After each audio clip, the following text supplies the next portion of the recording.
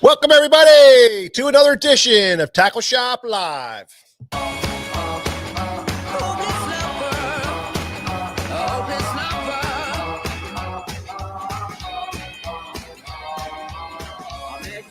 A sunny day, right there you took my breath away. Young and pretty, was it just a dream? The next day you called me up, you told me I'm your little buttercup. You came over and you fell into my arms. Well, I know what I feel. Please tell me your love is real. You make me smile when I think of you. If I get down, what's up, Patrick Kingery? Scott Lukoff, how you doing? Jeremy Macbeth, yo, brother. Randall, how you doing, buddy? Gilbert, Michael Bradley, Conway Hayden, how's everybody doing? Yeah, man, upstate New York, Gilbert, good to see you, buddy. Mary Fishmas, yeah, Jay Sandberg, that's what I'm talking about. It's that season. I'm fired up. Johnny Kopp. What is up?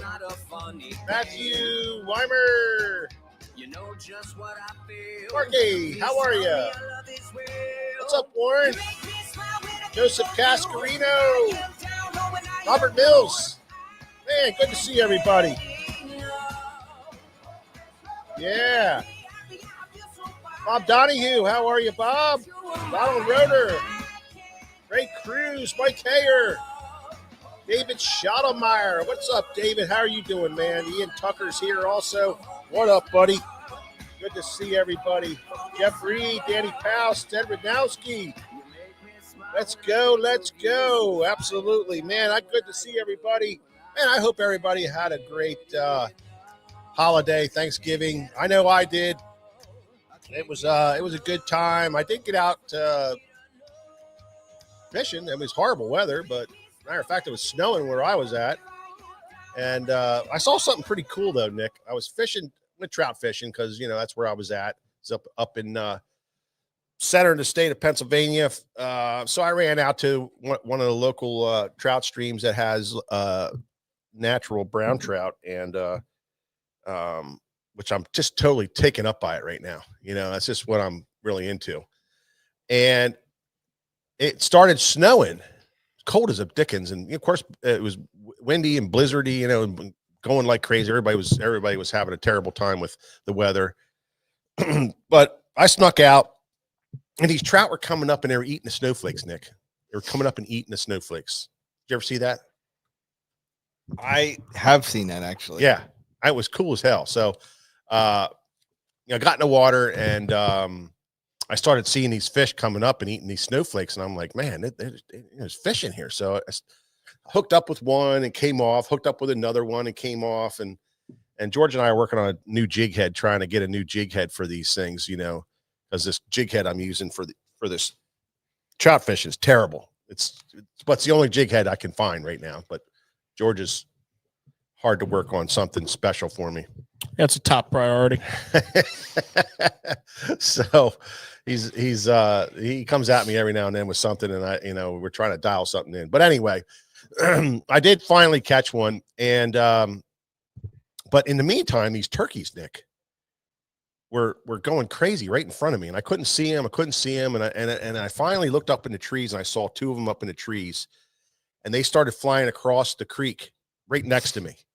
And if there was one, there was 100 of them that just kept flying across the creek, 4, 5, 6 at a time, these turkeys. So you just never know what you're going to see when you're out in nature, man. It's just cool. It's just really cool to see that stuff. But anyway, I ended up catching one, and then I had to get back to go cook the turkey and help my mother-in-law with cooking and getting everything ready to go. But not cooking one of the turkeys that you've seen, though, right? No, I couldn't get one of those and cook it. But That would have been cool though, wouldn't it? Really cool. Yeah, you know, get a turkey and bring it back, and hey, this is what we're having. Speaking of that, Mike, you know, for Thanksgiving, what's your favorite like fixing? Well, I gotta say, I make a mean stuffing.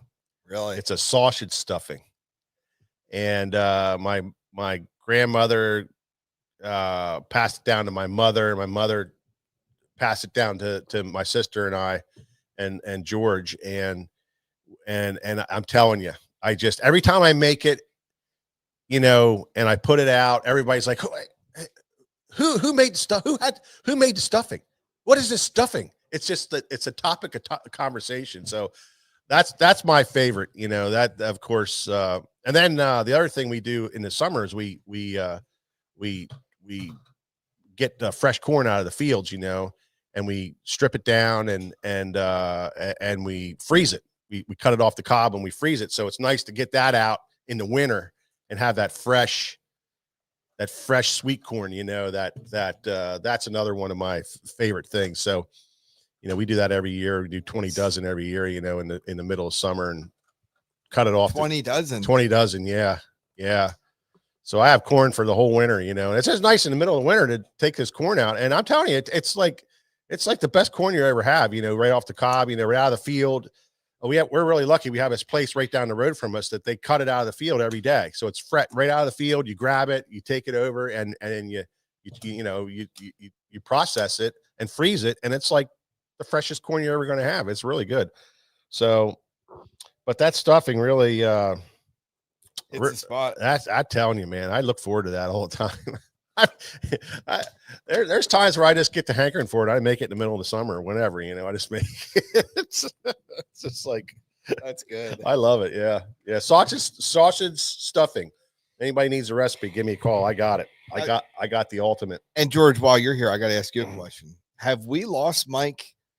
Have we lost him to the dark side? I think of the trout? whole entire everything's just blown right off the tracks. I mean, I got a Trout Unlimited, Yule Gibbons, granola eaten. I mean, Tackle Shop Live. I don't know. We should change the whole name to like, you know. The next thing I'm worried about is political affiliation. At that point, there will be a radical change on this program. Well, let's just get down to the meat and potatoes of this, because it's not, it is something different, you know. So in central Pennsylvania, well, I didn't really want to open the door. No, I just want to say, trout talk. In central Pennsylvania, we are so fortunate to have some of the most phenomenal natural brown trout fishing that you're going to get. But it's catch and release, all tackle. That's what the designation of those areas are. But what it is basically a lot of fly fishermen that go to these areas and fish these areas. And the spin fishing thing is just not there. There's just not many people that do it. So when you show up and you're walking down the trail or you bump into somebody on the creek, they're usually a fly fisherman, and they look at you really weird. They really give you the snake eye, you know what I mean?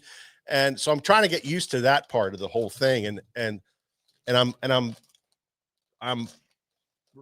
inventing this with another guy. I'm inventing this spin fishing thing with all artificial lures. You know, we're using gulp minnows on a jig head. We're using, you know, stick baits. You know, we're using suspending stick baits. So we're and now we even got into crankbaits. We're using the little BFS mega bass crankbaits in there for some of these fish, and so we're calling it bass tactics for trout.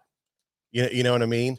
And so I'm messing with that, messing with the techniques, and then I'm also messing with the equipment. You know, they're trying to get the right rod, trying to get the right everything. You know, and that's why I'm on George about this jig head, because we really need a light jig head with a good hook in it. You know, to get these fish stuck, because we've been losing a lot of big ones. You know, because these hooks are crappy. You know, all this trout fishing stuff isn't made for this kind of fishing. So, but anyway, that's what it is. It's for you guys. You know, I didn't go over to the dark side. You know, I'm fishing I'm spin fishing and applying these tactics, these different tactics. Right. And I'm just knocking them out, man. We're just killing them. Lisa Lake says he gone. He's not gone. He's not gone. And I'm not going anywhere. I'm just exploring a new avenue of fishing. Still got my bass roots deep, thick. I'm on it. And, but, for me to go up to my mother-in-law's, in the middle of the state, and I only got a day, I only got a day. That's what I'm going to do. I'm going to jump in the creek, fish for a couple hours, and then I go back and help her out with her chores and stuff. And that's my weekend. So it's working out. It's fun. It's a good thing. But anyway, I just hope everybody had a great holiday, and kind of the kickoff for Christmas season is what's going on. And, we're ready for it. We are fired up. I am fired up now. Now I can go full blown Christmas. I was really irritated with people putting lights out before Thanksgiving even got here. And George is like, the same way, we were like all crazy about that. But now that we had the parade on Thanksgiving, that's a kickoff for Christmas. We are fired up for Christmas. We got some great Christmas ideas for everybody. And one of the things that we thought would be cool, Nick, was like a secret box, a tackle. And we're calling it the SFT Boys tackle box. And what it is it's for you guys, if you want to get one for somebody, you can go on our website and you can go to our gift box idea, and you can buy it at different increments. You can buy it for largemouth or smallmouth. And what it is George and I's idea, of what we have tied on. And it's going to be a secret. You're going to get a box, and it's going to be whatever we are fishing at that moment. And, the hot stuff that we use for largemouth and the hot stuff we use for smallmouth, and our picks that we would be using for that stuff, so you'll get a box of really high quality tackle. It's a secret. You don't know what it's going to be. Could be mega bass. It could be tubes. It could be Z-Man. It could be missile. I don't know. It could be whatever. There's Kai Tech that I got in my mind. I've got, so when we get an order, we're going to go out and we're going to hand pick it for that particular box, smallmouth or largemouth. And it'd be a great gift to have underneath the tree. You can tell whoever's saying, hey, well, I don't know what to get you for Christmas. What would you think? Hey, go to sfttackle.com and order up one of these SFT Boys boxes. And it's what the TSL guys are fishing. This is the baits that they're fishing. So it's going to be a cool little deal. You can go on there. You can get one at $50, $100, $150, or $200, whatever anybody wants to spend on it. And we will pull it. We will hand pick it. Either myself and I, or both of us will go out and pick and have that thing. And we'll think about it. We'll take our time and make sure that the box is filled with the hottest stuff that we're fishing right now. And I think it was a great idea. So that's on there for Christmas gifts. It's always hard to buy the fisherman a gift. You know how it is. I mean, we all have everything, but when you don't know what you're going to get, that would be a really cool thing. But so we're kicking that off. That's available right now. You can go to the website and just check it out. It's just a box, and you can choose it and go with that. You have any comments on that at all, George? I've already got mine picked out. You do. Mm-hmm. Yep. So George is getting one for himself. So no. Whoever orders, I got a smallmouth box set up, and I got a largemouth box set up. Oh, yeah. And it's cutting edge. Cutting edge. So, that's the idea behind it. It's going to be the cutting edge stuff, what we're fishing, what we are doing. Nick's going to be involved also. This is the stuff that the TSL guys are always talking about, and that we're we have tied on our rods, and that's what we're going to get in your hands. So it's a cool little gift idea for a friend, or to tell your wife to get for you, or to tell your husband to get for you, whatever. It's a cool idea. So anyway, we wanted to debut that and let you guys know first. We just turned it on today and had the idea, and I hope you guys can take advantage of that and check somebody off your list with the SFT Boys Tackle Pack. Okay, well, we got a lot to go over. This is Tackle Shop Live, and we are a tackle shop, and there's one thing we love to do, and that is talk about tackle, and this is Tackle Talk.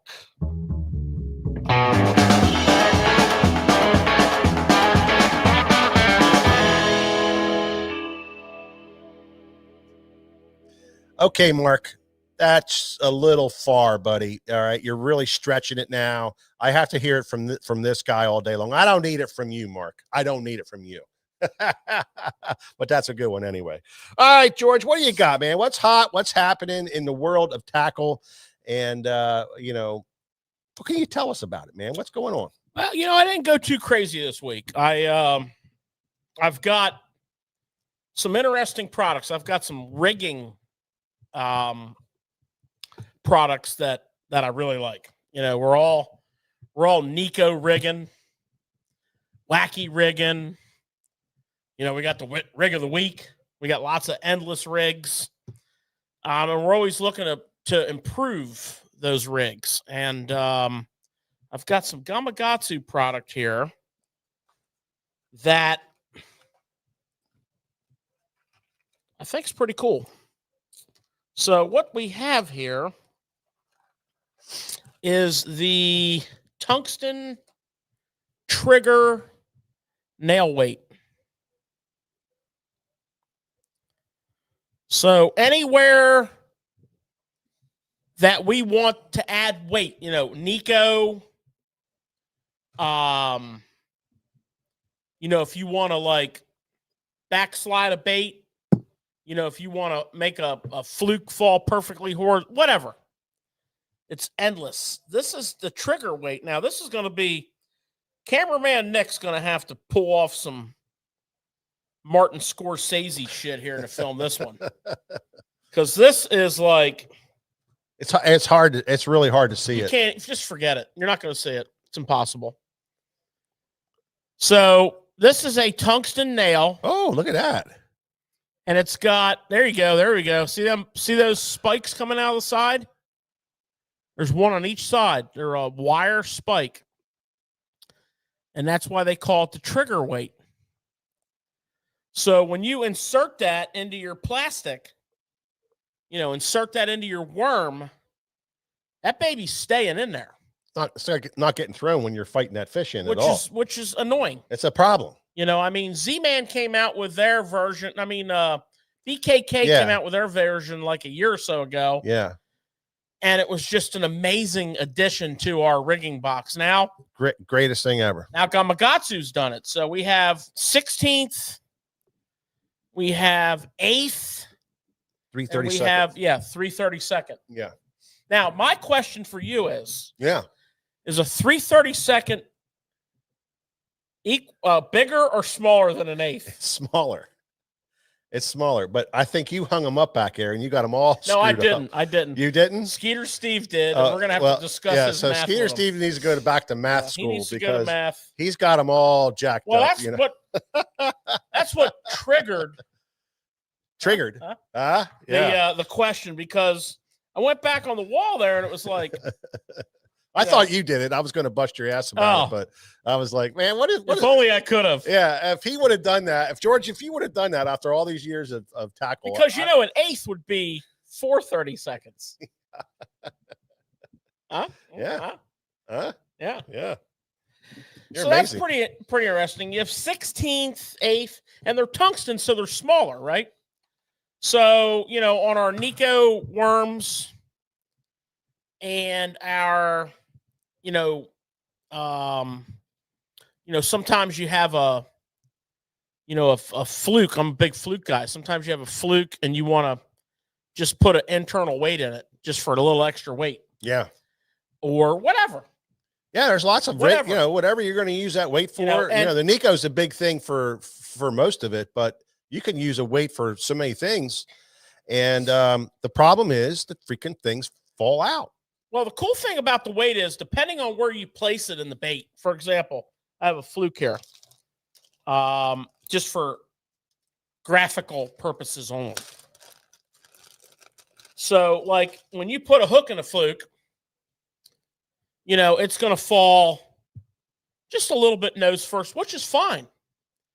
But if you want that thing, to, and maybe the fluke's not the best example because it's, got a split belly. But if you want it to like backslide for some reason, you can put the weight back here.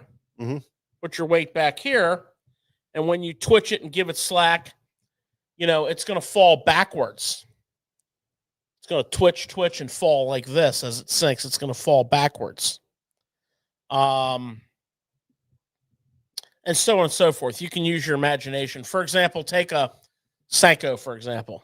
Yeah. You could put a weight in the middle of the Senko with a hook, no weight, and it's going to want to fall horizontal, and it's going to kind of swim its way to the bottom because of the pressure going through the water. Yeah. Onward and upward. Yeah. I mean, Yeah. we started doing it back in the day with finishing nails Yeah. in the Sluggo. Yeah. Remember those days? No doubt. You could even rig that, Nick, on your Nico and just get the barbs just inside the plastic so they hold and have some of the weight sticking out so that when you're dragging on the bottom, that weight's contacting the bottom and you get a little bit more feel out of A it. little more feel. Especially since it's tungsten. If you would try to do that with something that doesn't have those prongs on it, they fall out. You don't have that ability to really feel the bottom and get that contact feel, so you really know what's going on. Plus the extra noise that's going to add dragging onto the rocks and whatnot. So very, very cool idea when it comes to the tungsten weights with the barbs. Like BKK, we're familiar with that. We went on and on and on in Tackle Shop Live about that. But now here's another option for you with the Gamakatsu. Very, very, very good bait. Good stuff. Product. Very good Yeah. product. I'm excited about Cool it. stuff. Mhm. BKK has it. Now we have it in Yeah. Gamakatsu because, Well, it's just one of those things that it's a little different. you should have it in your box. No matter what, you should have it in your box because you never know what the situation is going to occur.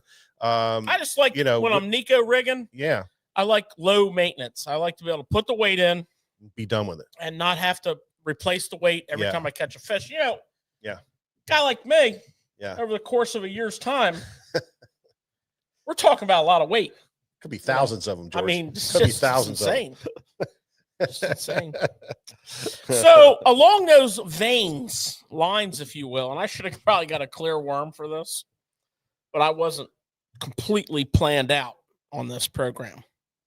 Yeah, I have a product from Hide Up Tackle, and this is a pretty cool product. This is called and Mike and I have gone back and forth on this. Yeah. We're going to call it an AMI stopper. yeah. We got. We really don't know what it means. We got Amy and we got Amai, AMI. and then we have AMI. I think we've come to an agreement on Yeah. that. Maybe. And, by first glance, this is like a gimmicky bullshit product. But allow me to, expand. Where's that bait that you gave me? Because that thing showed it up real I good. don't know what that was. Yeah. It's really good for Nico rigging a worm, like a trick worm, and nose hooking a fluke style bait. These are two situations where, to Nico rig the worm, you got to use a band, right? Well, what if you don't want to use a band? So what you can do is you can take this AMI stopper. It's got a pointed end on it. Get in there tight, Nick. See that? There you go. So leave that end on there. And let's say you want your hook to go here. You just push that through. Pull it all the way through. Trim it off. it's metal, but you can cut it with scissors. Right? It's like a mesh. Yeah, it's like a mesh. Yeah, gotcha. I got your back, bro. Snip it off. Don't cut the pointy end off. Yeah. And then take your hook through the worm, through the mesh. Now it's real hard to pull that hook out. A lot more surface area there that you'd have to pull out. You know, through there. you got to pull this whole thing out of there. Yeah. It's so you can, if you're not a band guy, a lot of people don't use O-rings or bands. Yeah. They just hook their hook through the worm That's what I do. and, you know, go through a lot of worms. Now Yeah. we're going to cut this off. Stick that in your pocket in the morning, Nick, and you just go, you know, as you go, you just stick it in there, you know? Or if you're a fluke guy and you're a nose hooker, which is a big thing. Yep. You know, you can take your fluke. Great argument, too. Nose hooking or Texas rigging. Again, take your pointed end, come through here, pull that through, snip it off. Now, when you take your nose hook, you're going to come under the chin, through the mesh, and, you know, drop shot worm that you're nose hooking, fluke that you're nose hooking, wacky Nico rigging. Pretty cool product. You know, especially if you're like a tinkerer and a rigger, and you're all about that. Yeah, if you're You into, know. if you're into the techie kind of stuff, this is definitely in your box. It's just, you know, it's stuff. another option in rigging. It's another option in rigging. It gives you the, you know, maybe you don't like an O-ring, maybe you don't like a Nico ring, you know, a band, whatever. If you don't like that, maybe you're getting a little tired of losing your baits so quickly. Try it. Yeah, blowing out the nose when you set the hook on a Texas rig or something. You can put it in there, Texas rig through it. It helps with that also, from blowing the nose out on your baits all the time. And I know flipping with a sweet beaver with a flipping hook, that thing might help with that, because you know how that thing just one hook set and it tears the whole entire thing up. So maybe that'll help with that a little bit. You know, you're just, who knows? and you push that through, you trim it off.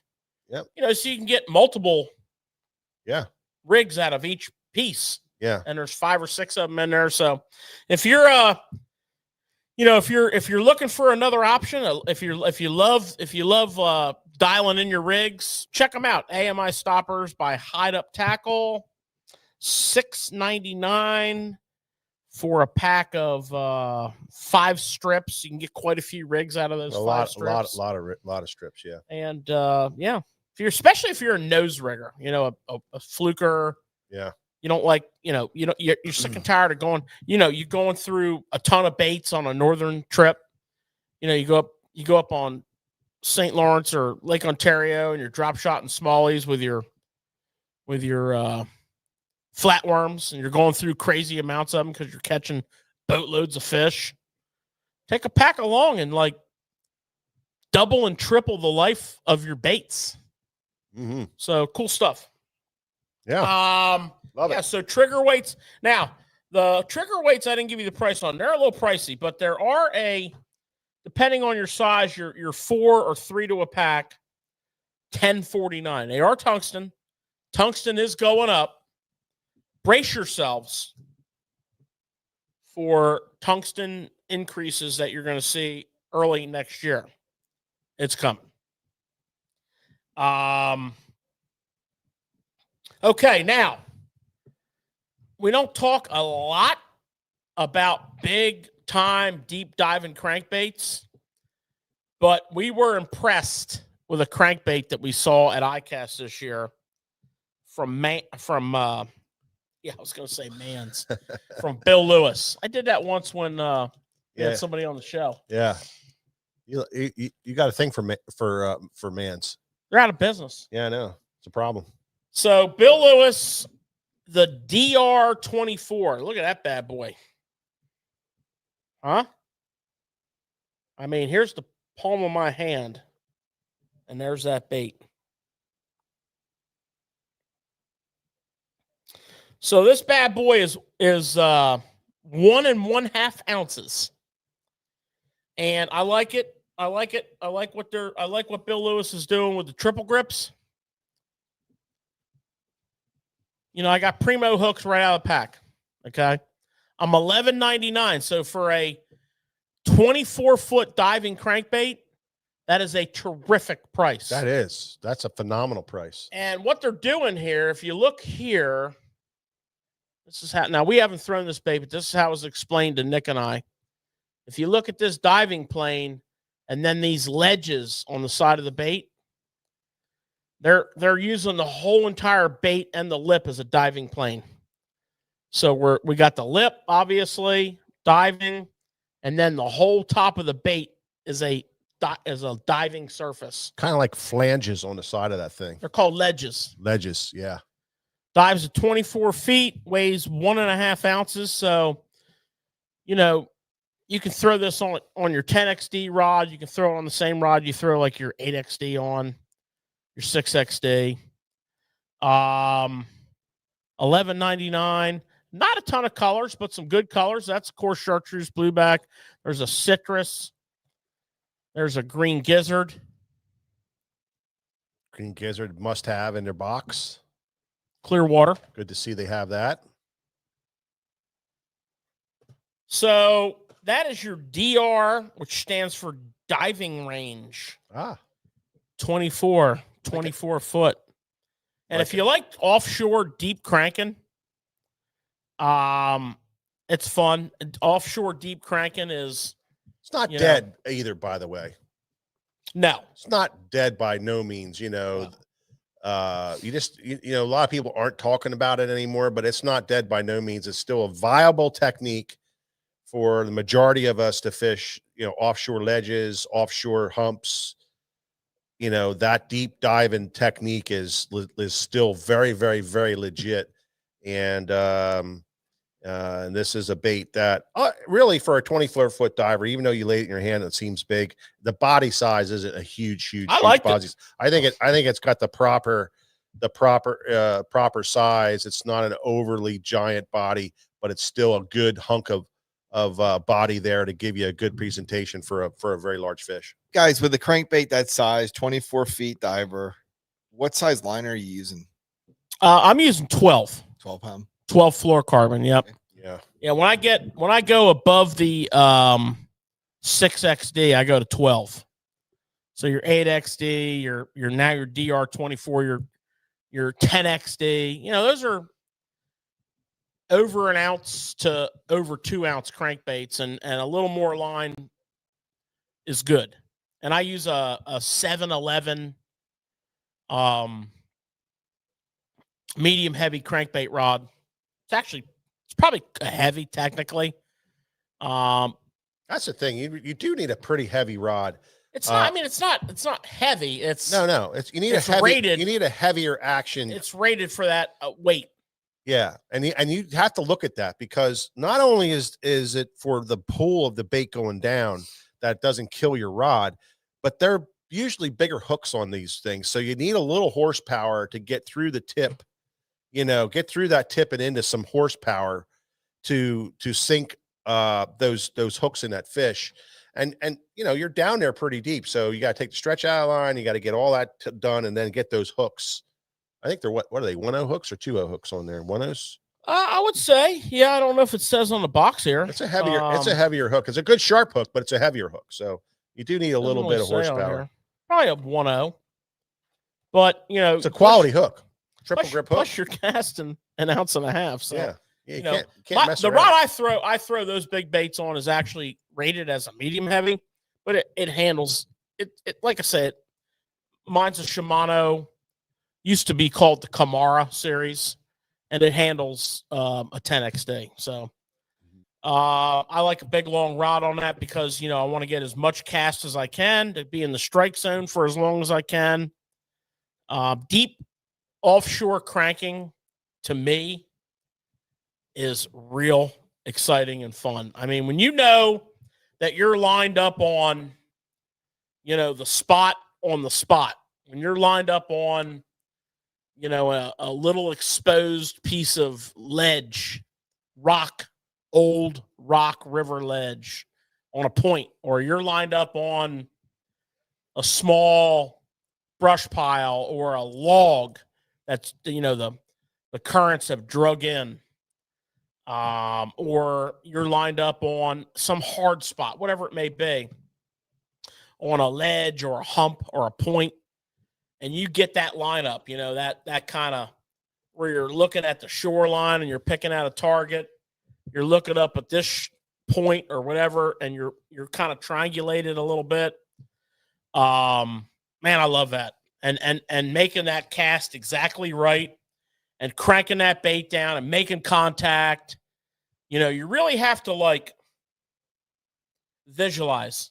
A lot of visualization. And that's when what I you're like fishing. about it. Now, laying on the front deck next to me while I'm cranking them spots, which is, to be honest with you, in my world, it's primarily a post-spawn summer scenario. But don't overlook it on pre-spawn either. But what's laying on my front deck next to me is a Carolina rig. So my deal is most aggressive to least aggressive. Getting on a scenario like that. And anytime you're dealing with a group of fish, a small school, a big school, whatever, a fresh school, a school that's been beat on all summer, whatever, a early fall school. Anytime you're dealing with a school of fish, there's two things that you have to your advantage. You have the competitive nature of those fish. Mhm. If this guy catches a shad, this guy wants it. Mhm. And his buddy wants it. We see that a lot in the fall where you bring them up to the boat with you, and you kind of use that to identify a school. But, the way I like to think about it is most aggressive to least aggressive, right? So I like to start with crankbait. Yeah. Now, I know we also will start with a big spoon. Yep.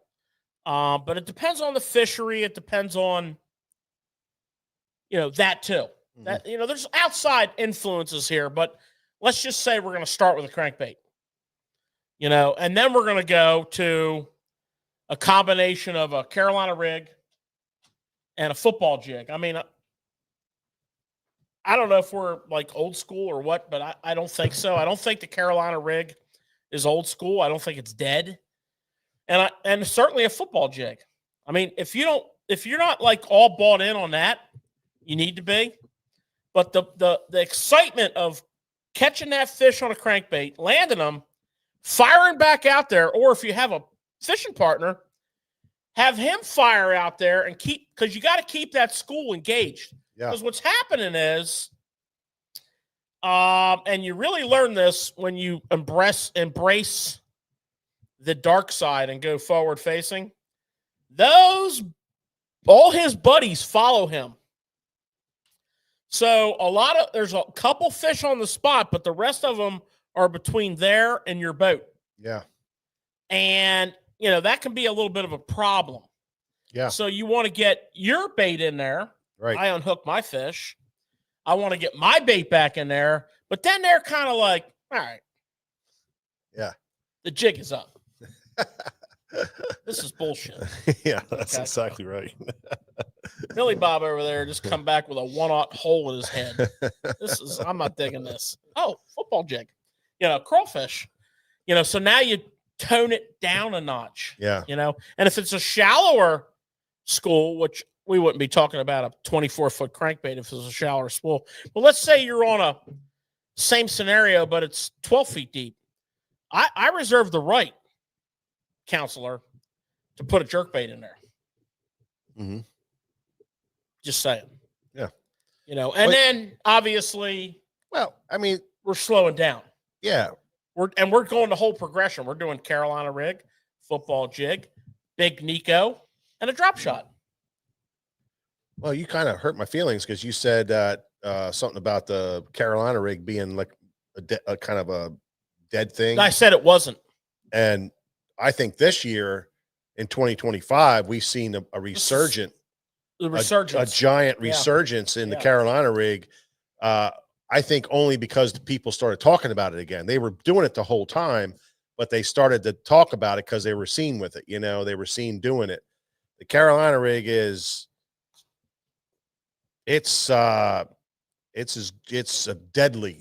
absolute deadly technique and super awesome fun to fish. So, and that's a good 1-2 punch too. The crankbait, Carolina rig, football jig, when you just do decide to slow down, somebody throws the football jig and drags that, another guy throws a Carolina rig, and then you're showing those fish a lot of different things, and you can really pile on to the fish you caught on that crankbait. Drop shot. Well, I think after all this other stuff is done, then you're drop shot and Big Nico. and then you're Nico rigging Big and Nico. doing your Nico thing. Big Whatever. Nico. Yeah.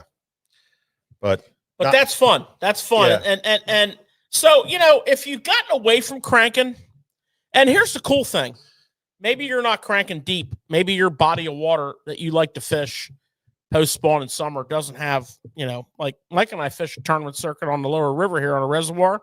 hello, Christopher. There is no fish in 24 feet of water. Not very few. They're mostly catfish. But that's okay. I like to over crank the bottom.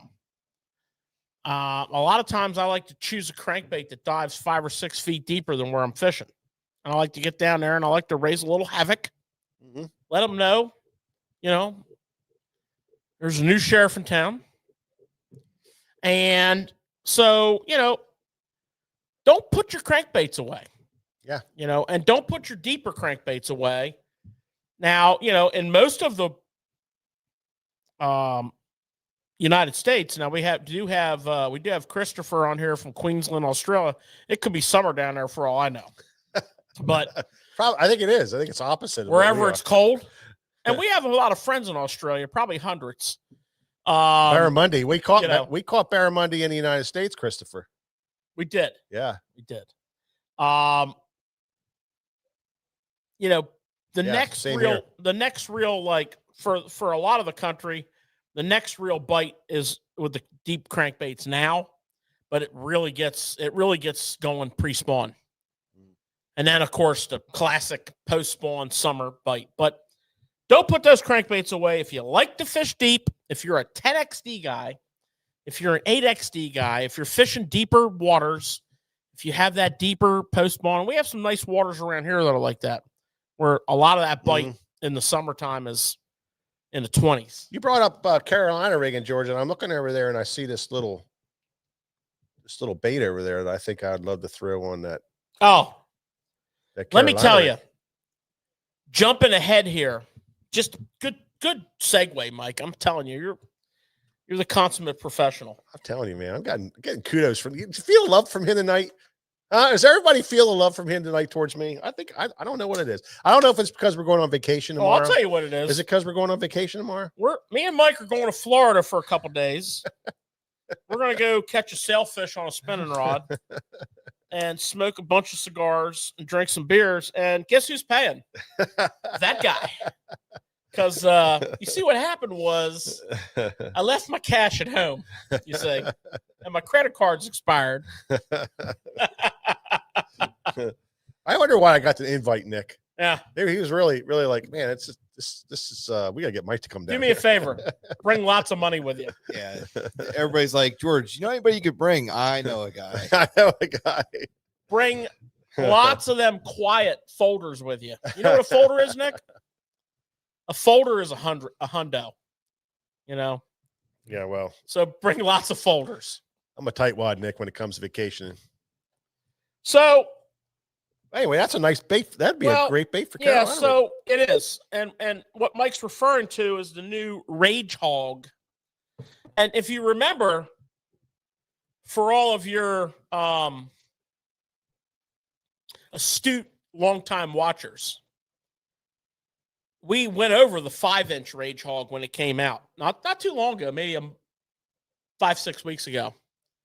So you have, you can detach the appendages from the body, right? So you have, this thing's all appendaged up. So basically, this is the Strike King Rage version of a brush hog. And you know we like a brush hog. Oh, we love a brush hog. We love the Carolina rig this bad boy, Mhm. and we love to flip this bad boy. I mean, flipping a brush hog, and if you look at the Zoom brush hog family, you got the brush hog. That's this guy. You got the mid-size brush hog. You got the baby brush hog, which is arguably the most famous of the brush hogs. That's this guy. So let me get him all ready to party. So now the purpose of Tackle Shop Live is to talk about the 4-inch version that finally got here after waiting for 6 months. Not all colors got here. We only waited 6 months. Wait a couple more months, and the other couple colors will come in. But look at that. 5-inch, 4-inch. So, what in essence we have here is a Rage baby brush hog with the Rage flanges on the tails and on the little kickers. And again, this is a primo flipping bait. Lots of action on the tentacles, I guess. Rage. The Rage. But that's going to give you a lot more kick than you see in anything else. And Carolina rigging.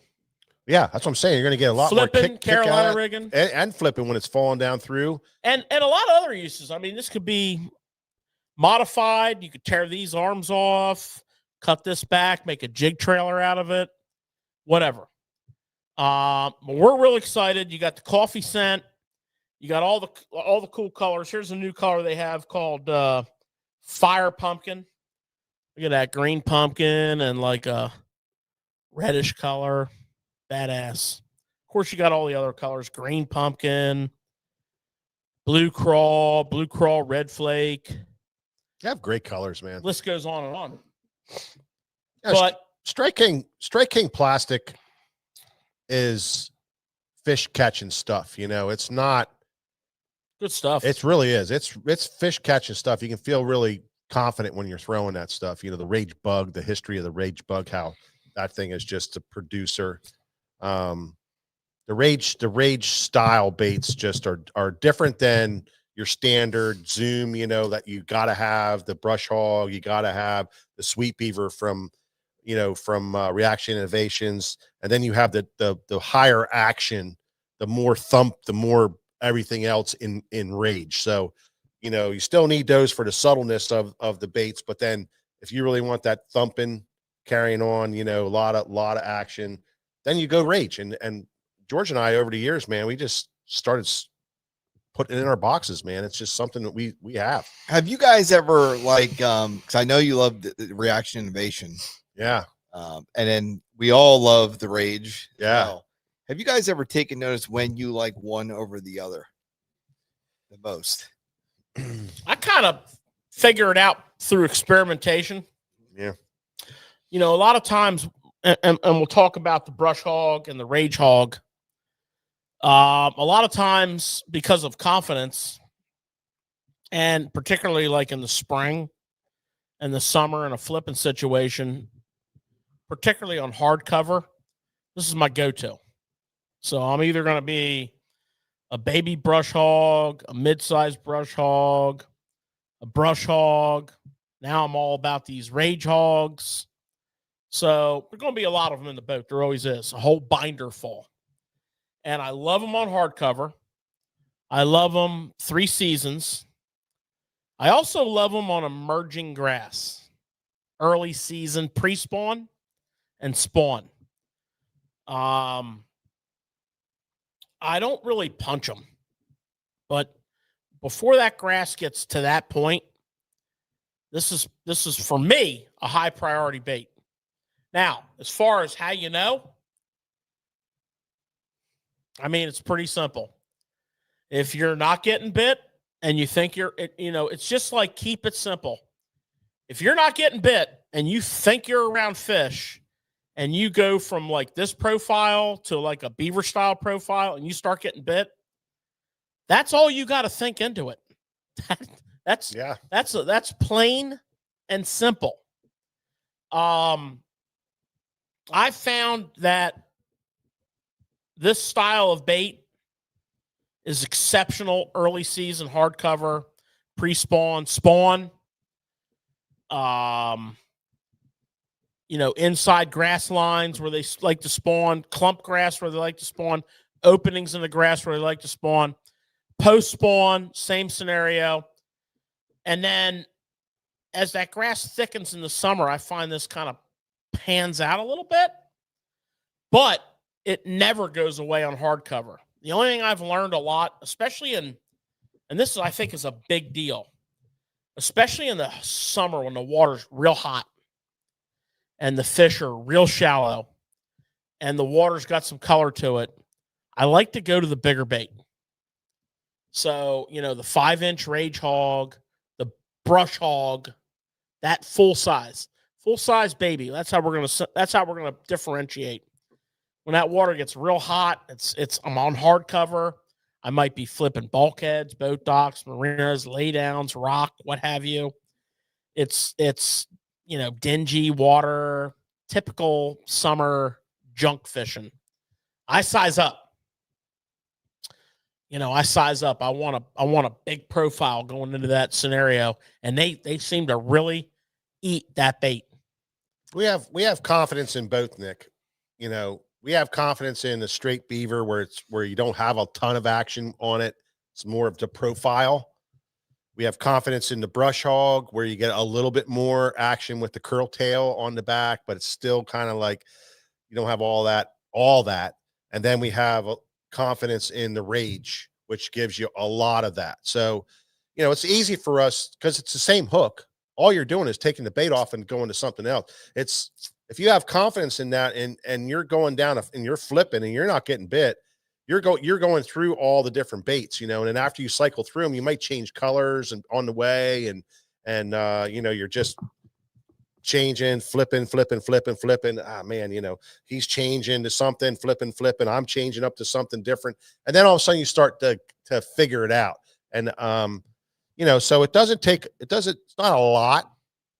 It's not a lot of thinking. It's just changing, and having confidence in the subtleness to the mid, to the aggressive, and knowing that, not even knowing, just figuring it out that that's what they want. And one day they'll want this and one day they'll want that. And that's important. So we have confidence in Rage. We have confidence in Sweet Beaver. We have confidence in Zoom. So, I think that's the way you have to look at it. Then if all else fails, you get a Senko out and throw that. Yeah. You progress through the Yeah. Yeah. So that's a new Rage Hog. Getting back to that 4-inch, it's $7.99 for an 8 count. Comes in a nice clam, so your baits are going to stay. I would say in very good condition. Are they salty baits? Yeah. Are they Salt, scented with coffee scent? Coffee, caffeine scent, Yeah. coffee scent. Nice clam. Yeah, good stuff. So that's your Rage Hog. They're affordable too. Well, they're $7.99 for an 8 count. I mean, it's not what I would call inexpensive. Not terrible. Senko price. But I don't think when you go to the gas pump in the morning and put $75 worth of gas in your boat, and if you're running a 2-stroke, you drop a $30 a gallon oil in your boat, and you spend $50 on your truck to tow there. I don't think you're worried about the price of a pack of Brush Hogs or Rage Cross or Rage. Well, I'm just saying. I think it's a very nice price for them. $7.99. Yeah, I mean, it's the world we live in today, right? So that's the Rage Hog. That's 4-inch. 5-inch has already been out. There you go. Now, I do want to give you an announcement. We are fully restocked, pretty fully, on G-Crack. We got a big ass order of G-Crack in. It's been G-Crack's the free rig, I think, is what put G-Crack on steroids. And G-Crack has become a nationwide sensation. and we've worked out a little program where about once a month for the next 4, 5, 6 months, we're going to get some heavy orders in. So G-Crack's looking good. Got some new G-Crack for you. We got, if you like that G-Crack scent, Love it. you're going to love this. This is G-Crack scent in a can. Big Bass Energy. SAF formula in a can. And you know what? I've oftentimes said that I'm not like a huge like scent guy. Yeah. I mean, and we've talked about scents. I love scent in cold water. I love garlic scent. Yeah. We did all kinds of stuff with the scentless scent. What was that called? From The net bait. yeah. What's that called? It doesn't smell like anything. Yeah. 0. Whatever that's called. Mike's not helping me much there. Yeah. I'm on That vacation. scent we've had good success with. I started my vacation. And I've had really good success with this scent. Now I don't know. You can't measure it. There's some days you just know. I like that. Big Bass Energy. So if you're a scent guy, Bait fuel. yeah, bait fuel. If you're a scent guy, $18.99, you got your can. Seems to last a long time too. It doesn't take much because it's got some scent to it. Bring a bag of feelers with you when you're using it. Also, from Trust me on that. G-Crack, we are got a little bit of a resupply on the Ima Kamushi. It's a cool bait. This bait you fish weightless. It's a finesse bait. And you get a horizontal fall out of it like no other. So they kind of were ahead of the curve on dice baits. This is kind of like dice meet Senko. Texas pose, and you get a horizontal fall with a quiver like that. Very, very effective finesse bait. I'm a Kamushi. In stock. We have a customer that's all Some. taken up on those, and he loves them. He's just like just crazy about them. Caught a lot of fish, lot of fish on him, pitching and around the grass, and he's cutting that little tail off and putting a nail in the end, Nick, having it fall down back in there, going back in there, Nick. Sounds like he needs one of those trigger Yeah. nail weights. Yeah, well, Yeah, there you go. that's exactly what I'd put in that thing. But he's been whacking fish on them, and he was real happy to see them come back in the shop. Well, he ain't the only guy. Oh, I mean, those things are crazy hot. they are. I'm just saying about one guy. And I don't think we'll ever have a full color run of them in until like August. Yeah, it's gonna be a while. But badass. Anyways, guys, that's my rundown. That's my tackle shop, tackle talk rundown. Yeah. Oh, absolutely. Got some other stuff for you, but we have some winners to announce here. We're going to take a little break from all this heavy duty tackle talk and technique talk and fishing talk. We got some winners. We got winners. We got the rig of the week winner. Yeah, absolutely. Do we want to jump into rig of the week? We can do the winners since that's what we just got done announcing. Yeah, but you want? I usually do that as we enter into. Well, I have rig of the another week. winner for you. Oh, do that one first. So I got last week we had the Black Friday sale here. And we were doing a special on 13 fishing rods. Ah, yes.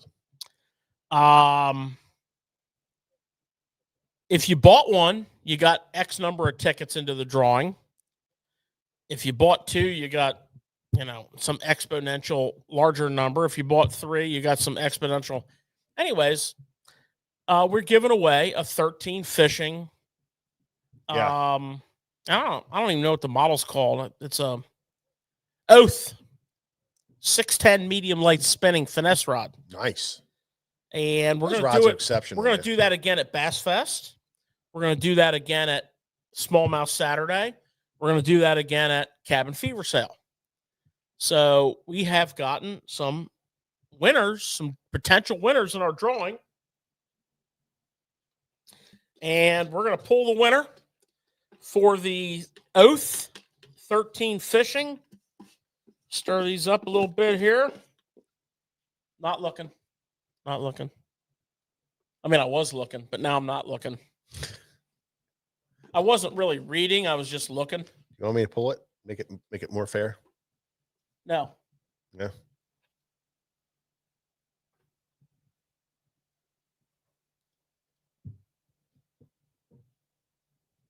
David. It could be Delabra, DeCabra, Delabar, Delabar, yeah. whatever. You could have wrote a little nicer, but I can read your phone number and we will call you. You are the winner of a 610 medium light 13 Oath. Nice. If I couldn't read your phone number, you'd be in big trouble because we'd go right back in there again. But you won, brother. We'll call you. We'll get your rod to you. Yeah, hell yeah. Hell yeah.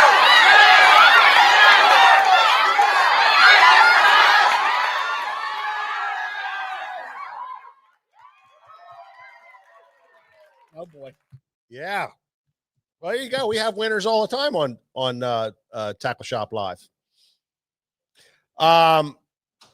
But we do Rig of the Week every week, and our sponsor, Nomad Designs, allows us the opportunity to give a free $25 gift card away to a special winner.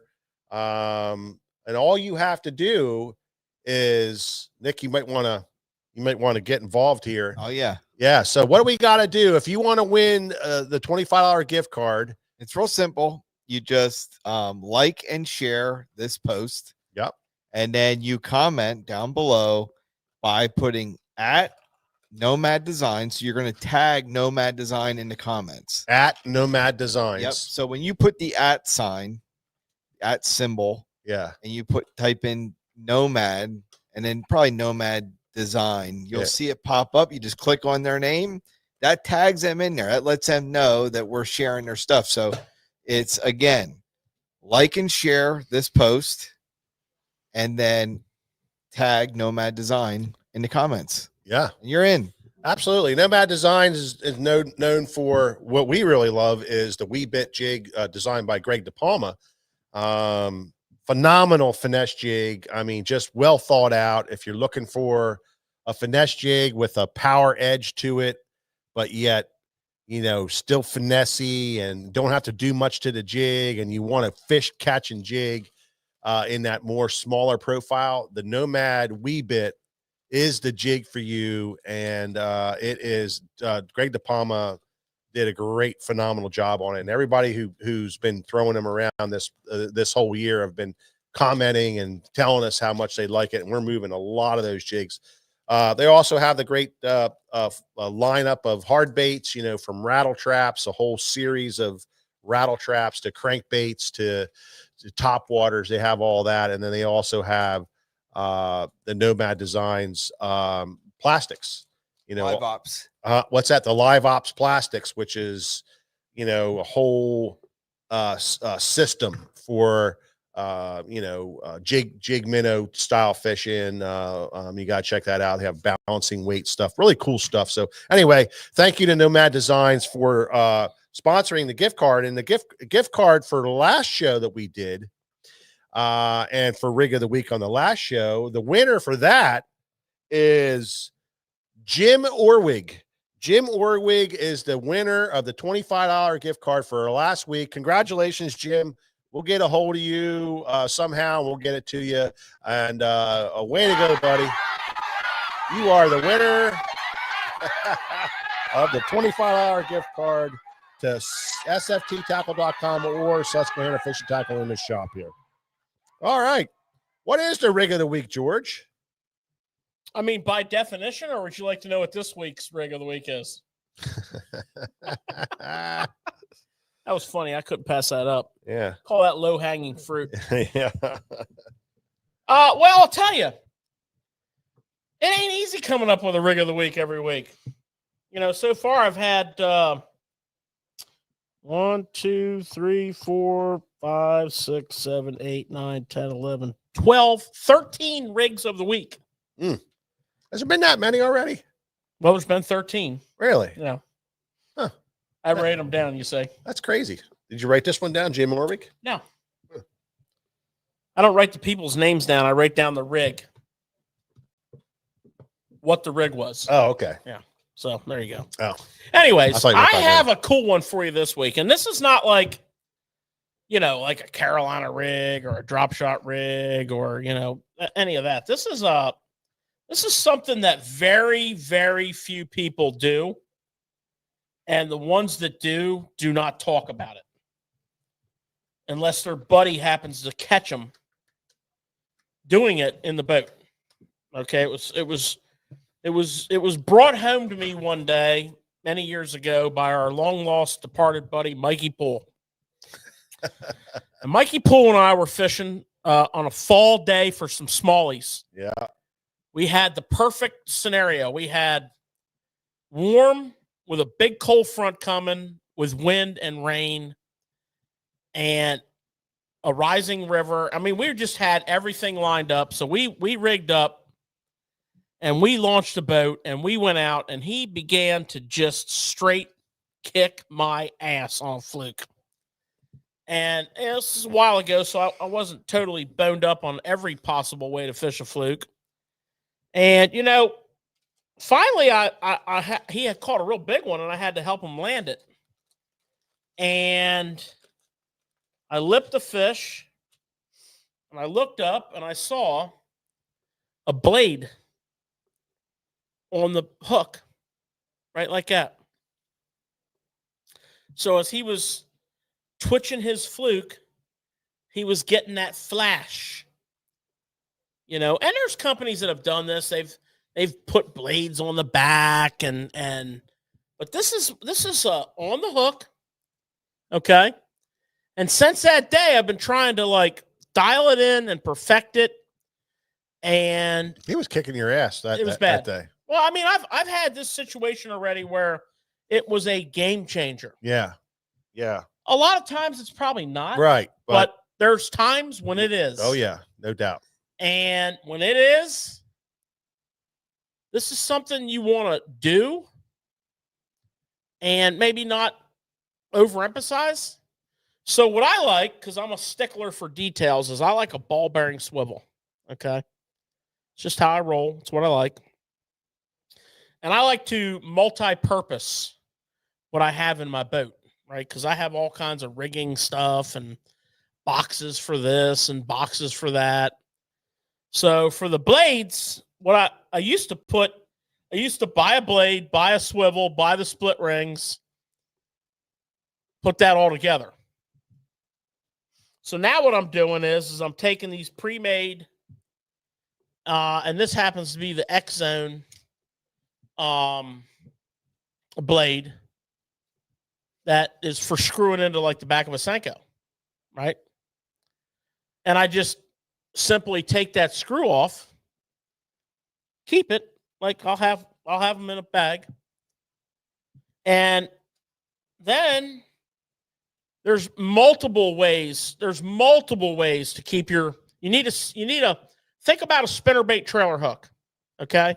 You need a keeper to keep this blade from coming off your hook when you're fighting a fish. Now, are you going to lose it? Very, very rarely. You could probably get away with any of this. But what I like about it is I can position it, right? So what I use is I use a silicone stopper from Gamakatsu. And I like their double XL size. I use this for spinnerbait trailer hooks. I use it for a lot of things. And I use 2 of them to sandwich that. Now, this is the way I like to rig it. You can modify it however you see fit. And long story short, those days where maybe you're getting short strikes, that's when I usually go to it. Maybe you're missing a lot of fish. it's just not right. Something's not right. And, it's got to be a moving bait. It's got to be up. It's hard to beat a fluke. It's hard to beat a fluke in a lot of situations, especially on them pesky gizzard shad bodies of water in the summer. That right there. Nice thing about that too is if you can pre-rig that ahead of time, have that rigged up, you can, have that set in your boat so that when the time comes and you're out there hot and heavy in the moment, all you have to do is cut off and retie onto that bait, and then you're ready to go to try it. So it's a good thing to rig up ahead of time so you don't have to do it out in the water. So this is I think a 3.5 blade. Might be a 3. I don't know if they say it on here. Before this came along, I used to make my own, and I would do a 3 or a 3.5. Nothing bigger.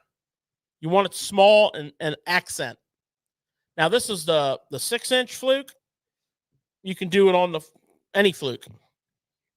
I normally fish a standard fluke, 5-inch, but I like the 6-inch fluke too, so I have it on the 6-inch fluke. And I call it the bladed fluke rig. I mean, on your comments here, if you could, we'd love to hear from you. If you could jump on, this one's not like drop shot rig, Carolina rig. This is a weird one. This is a bladed fluke rig. And it's something I'm a true believer in. Old Mikey Poole gave me a whooping a long time ago. And, I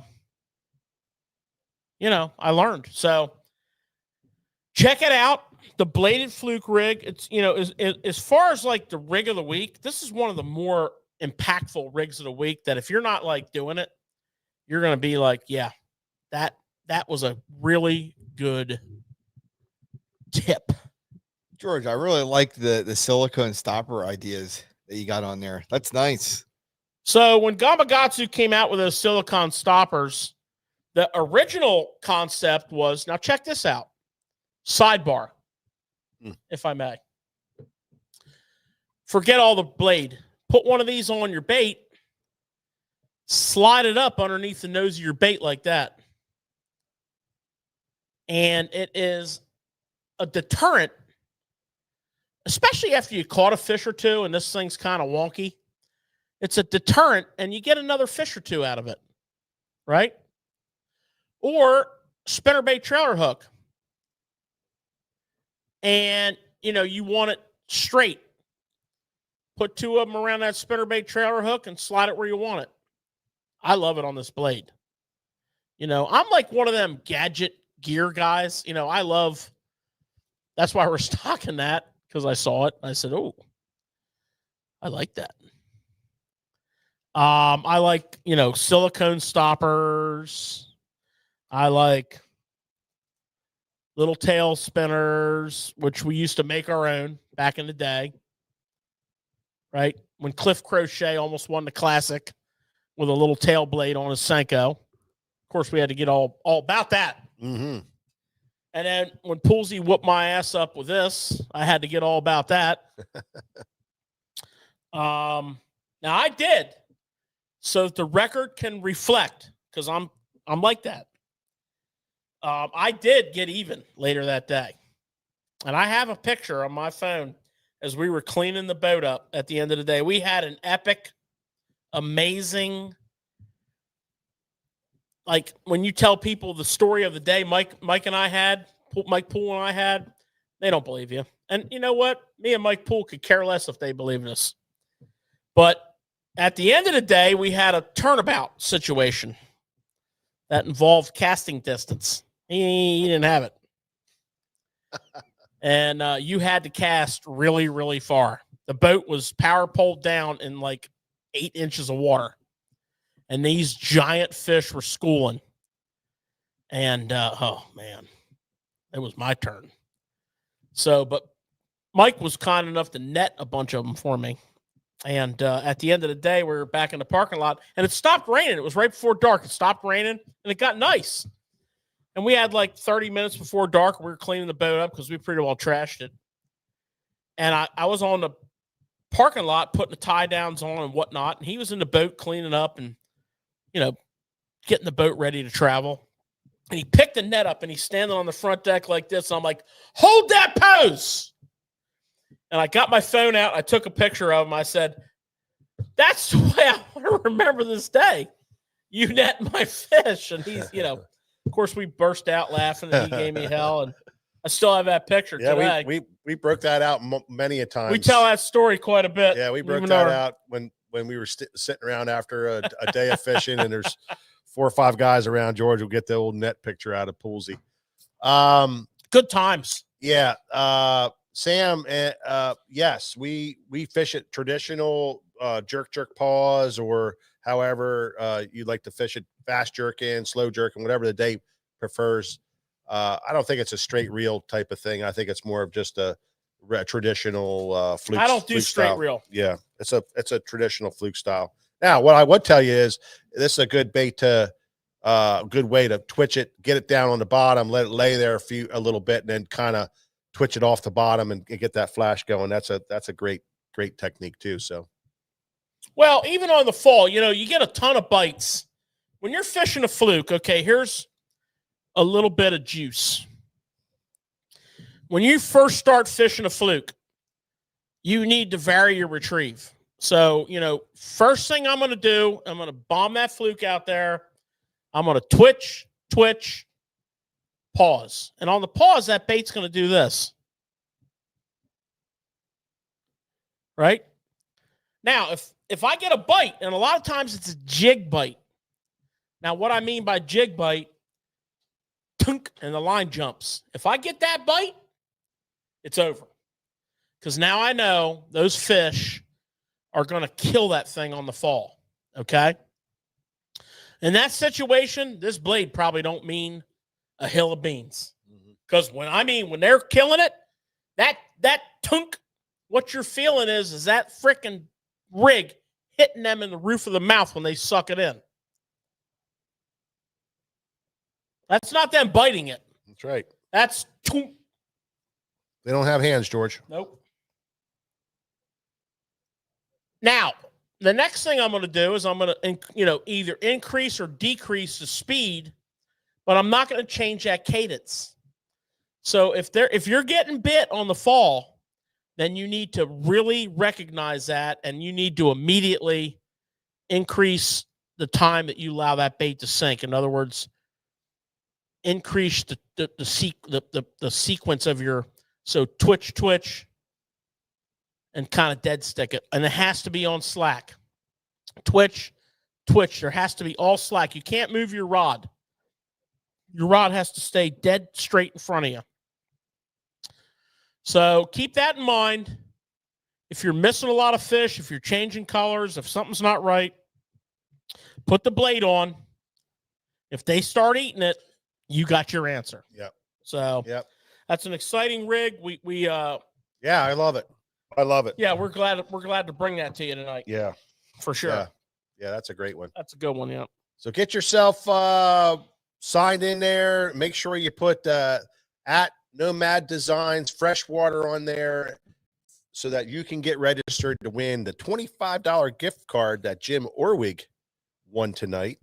And he's going to spend that. Trust me, he's going to spend that wildly. And if you look at the comments right now, and you'll see that I commented with Nomad Design. You didn't put the @ sign. Yeah, I did. You did. So when you put the @ sign and you put Nomad Design, it's going to pop up. You click on Nomad Design. It'll come up that way. Yeah. So everybody's doing it wrong. Not everybody. No. There's a lot of people doing it wrong. There's a lot of individuals. So you want Sam just put up there at Nomad Design, and it has the @ symbol. Yep. They want to be a little just search a little more. Look at mine. Look at the Nicholas Wink one there. That's what you want yours to look like, because you tagged it. Yeah. You tag it. You tag them. You tag it. And the only reason we're saying this, guys, is it benefits all of us. It benefits you guys because they'll see that we're, that this is working, and then they're like, oh man, look at all the return we got on this, and they'll keep doing it.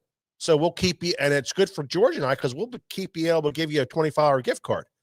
And So that's why we make a big stink about it. We want you guys to win, number one, by doing it right. Right. And number two, we want Nomad to know that we have the greatest customers in the country and they care about everything that we do. And the only ones that will win or have the eligibility to win this drawing Is doing it if correct. you actually tag them in there. Yeah, you got to tag them. You got to tag them. You got to tag them, folks. You've all been tagged in a post already. Yeah. Everybody that's watching has been tagged in a. You know what tagging means. Oh yeah. Yeah. I don't know what Mike it means. doesn't know I what it honestly don't know what it means. George surely doesn't know what it means. Joe Hep just did it absolutely 100%. Joe Hep. correct. There you go, Joe. Joe, you're in the running for this $25 gift card. So there you go. Trent, try again, Trent. Try again, Trent. All right. Enough of that rig of the week tutorial. I say if you can't figure it out, then you don't win. Get on with it. So It's George, not that hard. rig of the week has become a staple here, and it's really Yeah. cool. It's really Yeah. fun. You know, along the way of your fishing career, and Mike, same thing with you. Yeah. What's a rig that you just had to learn, but man, you just couldn't make it work for you? Yeah, that's a good one, Nick. Well, that is a good question. That is a real good question. Not so sure I want to answer it. Uh-oh. Yeah, I'm gonna. I mean, I have one in my mind right now, but I don't even want to talk about it because I'm really frustrated with it. Are you scarred? I'm scarred for. Yeah, I am about these rigs, man. These rigs drive me nuts. This free rigging thing. Which is the easiest rig in the world to fish. Yeah, but I mean, guys have You can't get any easier. crazy success with the free rig, and I mean, I honestly, I don't get it. Hey, I'll embarrass myself quick. I'll Yeah. tell you the one that I had to learn. And for the longest time, I'm like, this is the most useless rig I've ever heard of or seen. But now I love it. It was a Carolina rig. Really? For the longest time, it was a complete waste for me. Oh, I man. could not catch anything. It did not work. And all of a sudden, I'm like, go back to the drawing board. I drank the I Kool-Aid love on it that now. from day I one. love it now. I drank the Kool-Aid on that from day one. But this free rig thing, I just, This ain't happening. and Skeeter Steve comes in, man, I whacked him on the free rig this weekend, man. I caught 6 or 7 and 3 Well, pounders. the primary problem with a lot of these rigs for me and Mike, and I'm sure I'm speaking for other people, but for me and Mike, the primary problem for a lot of these rigs, we're like major power fishermen. So for us to, finesse fish, that takes an act of Congress right there. And then on top of that, you're going to go with your tried and true, you're going to go with your wacky rig and you're going to go with your drop shot. And we've adopted nicely to the a Nico rig. Good job, Tanner. But, to continue down that finesse path, you got to want to do it for multiple reasons. And one is learning, and it's fun to fish these techniques and learn. The problem is if you're a power fisherman and you just want to keep winding, it's really hard to mentally slow down and say, you know what? I'm going to give whatever rig the next hour of my time, which, a good fisherman and a open-minded fisherman and a fisherman that wants to learn readily is going to do. Sometimes you get a little long in the tooth and you start getting a little stubborn. So I think that's where Mike and I, we fish all these rigs, but we're very reluctant to go to the finesse side of life.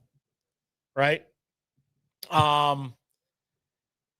Although once you get bit, you're all bought in.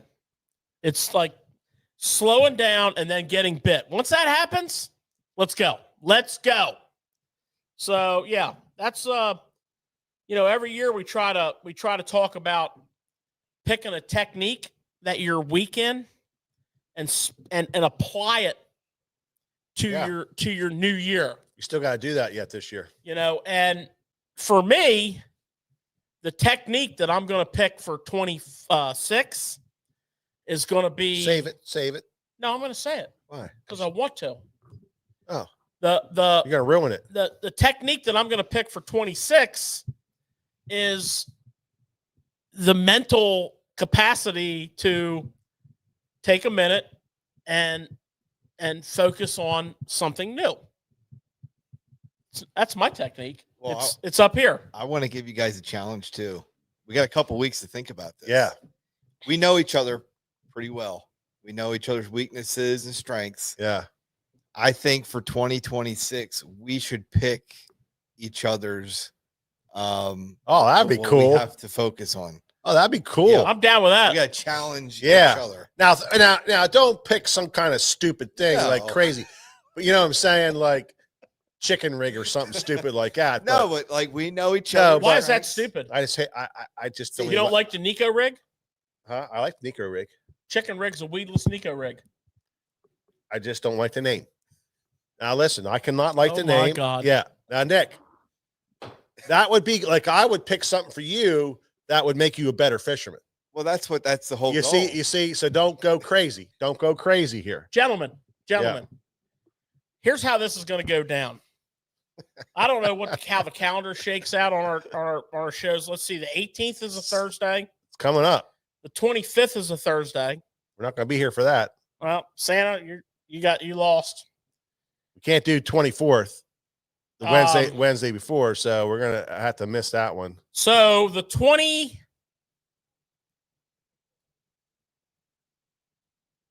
18th. Oh, and On the 18th, and who's going to be here for we have a that? special guest coming on the 18th. Yeah, We have a lot of guests in queue, and our schedules have been so bizarre. We have Mike McClelland in queue. We have a special guest coming on the 18th. We have Greg Palma. So Greg is going to be here for our annual Christmas meeting. Oh, so we get to pick his? No, Yeah. Oh, that's going to be great. no, it's a Tackle Shop Live, guys. Oh, I would love but to pick. the pick way I something want for to do him. this, if I could get to the finish line here, if I could just cross the finish line. The way I want to do this is draft style. So we should seed. We have seedings, and then draft picks. First pick of the draft, second pick of the draft, third pick of the draft, however that may come out. We might use ping pong balls and go NBA. I don't know. But we will have that together. So on the 18th, we're going to pick each other's technique to learn and perfect in 20. And what this means is this is big because you have to try to employ that technique on every single fishing trip that you take. Now, I'm going to I don't know if that's. I'm not feasible. done yet. I'm going to rule out tournaments because when you get dialed in for tournament day, I'm not. If it's not that technique, it ain't happening. ain't throwing I the can't chicken waste right- that cast. telling you right now. Ain't happening. George, I think Mike's really reluctant to open up I don't like it. into it. I don't like I it. don't understand. I don't like the whole idea. I'm going to go with it, but I don't like it because I I know don't really I understand. know you guys are going to gang up on me and give me some kind of weird. Mike weird. drafted the chicken rig. No, Nick, I just don't understand. I won't do it. Anyways, let's get back on point here. So we have well, actually, my koozie's empty, but I wanted to show you my koozie full. But we have new koozies at the shop here. Okay, we have a new clock. We have new koozies. One of our beloved employees here is Brian Weimer, aka the Stallion. The Stallion is primarily a Saturday guy, and he's the guy you can come to and you can ask. I mean, anything from fishing a TRD to live rigging a fall fish for giant, muskies or whatever. He knows it all. Well, we broke our clock, so we want you guys to come down if you can. We had to get a new clock made. And, for a couple of months, the Stallion was kind of getting on me about breaking this clock. And he was like, hey, what time is it? Like, I get it. So I had a clock made, and that clock has the Stallion's likeness on it. Okay. So watch what you say. Yeah. You don't want to piss George off because It didn't piss me off, but it was like, this is what happened. I took about 6 weeks of abuse. I broke the clock. It was an heirloom piece. I figured while I was there, why not get some koozies?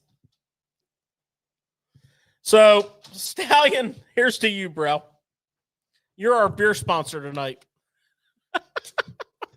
All right, guys. Let's jump back in this show here. Let's reel it in. Let's get back on track. We've had our Tanner fun. saw it. We've had our fun. And, I want to talk to you guys a little bit. I told you pre-show, I wanted to talk to you guys a little bit about fishing the blade bait.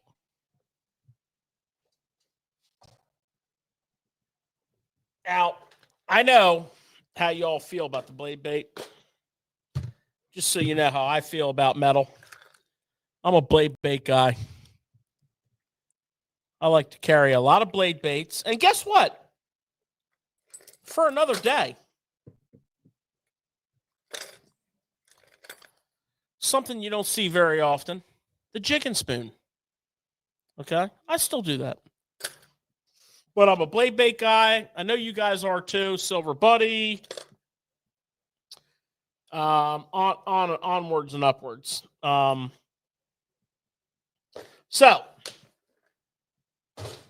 I posed to you guys. Here's one of my favorites, the Demiki Vault. That's a quarter ounce. The sweetheart of a little bait. Oh. Nick. See that thing? They eat that sucker. Look how small that is, Nick. Half ounce. Whoops.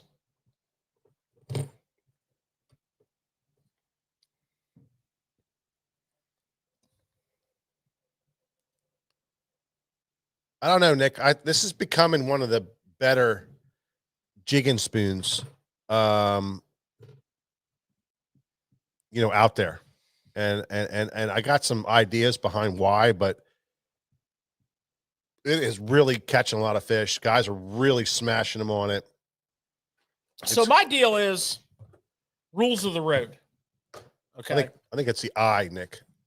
Honestly. Rules of the road, like how, what, when, where on blades. So first of all,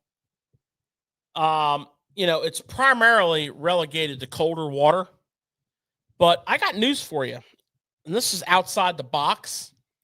When you're on those pesky gizzard shad bodies of water, in those pesky summer months when fishing sucks, and it doesn't always work, as evidenced by Mike and I's tournament performance this summer, where we cashed one check. Pretty bad. But when it does work, it's killer. And that is fishing the blade bait like a crankbait. Blasting that sucker out there and winding it back. Now, obviously, with forward facing, you're scanning around, you're seeing balls of bait. On those tough days, take a Silver Buddy or a Demiki Vault or a whatever your favorite brand is. I mean, Steel Shad, Mega Bass, Dynablade, whatever, Jackal. I mean, there's a whole wall of them in here. And bust that thing out there and reel it back like crankbait. You'll be amazed. Not always, but when it's amazing, it's amazing. So that's lesson number one. Lesson number two is, we all kind of relegate the blade bait to cold water. Yeah. I mean, that's honestly what Fall, winter, and spring. Yeah. Late fall. I would say that winter and the spring. other option, which you just talked about, is just something to, worst case scenario type of thing. But the blade bait, for most of us guys, we look at it as a cold water bait and the effectiveness that as a cold water bait and what it does and how it works and the fish that it does catch. Silver Buddy, pimped out with a feather treble. Don't sleep on that. Now, I love Silver Buddy. I hate their hooks. They are sharp, but I can't stand them. So I do modify my Silver Buddies, split rings, and quality trebles. Now, I will say this, guys. The number one complaint on the blade bait is getting snagged. Terrible. Getting snagged on wood, getting snagged around rock. And I would even venture a guess as to say a lot of people who do not fish a blade bait do not fish a blade bait because they get snagged. Right? It's like It's me, Nick. back in the day, I'll be honest. I remember guiding a lot in the spring and dragging tubes for smallmouth. And clients would get so frustrated that they would modify their retrieve to not get snagged, which also modified the retrieve to not catch fish. So the biggest thing to do here now, depending on your environment, if you're at a place like Lake Erie, you're never going to get snagged. And if you do get snagged, it's rare. The St. Lawrence Seaway. Now, make no mistake about it. When you're on Lake Erie, Lake Ontario, the St. Lawrence, the Northern Swing, do not go up there without blade baits. I don't care if it's frickin' July. The blade bait and deep water smallies go together like Peas and carrots. I was going to say ham and cheese. But peas and carrots is good. Miller and Light. Tastes great. So other environments, like, we fish them a lot in tidal water. We fish them a lot on our beloved Susquehanna River. Those places are known as blade bait eaters. Yeah. So a couple of rules of thumb on blade bait fishing in the snaggy environment so that you don't give up. First of all, my blade bait box is a little bit distraught right now. But the first thing you want to do, did you grab those side cutters for me over there? The first thing you want to do, and let's just say that this one was all rigged up the way I like it. So I'm going to hang that blade bait. Now, this doesn't even have a snap on it yet. This is brand new, never been fished. I'm going to hang that blade bait. I'm going to come up front here. This is my forward-facing hook point. See what I'm saying? How that one's more forward than this one. I'm going to come in with my side cutter. I'm going to grab it right there. My side cutter is in big trouble, by the way. Oh. I'm going to cut that off. That little tiny modification right there will save you infinite amounts of snags and will also not prevent you from catching fish.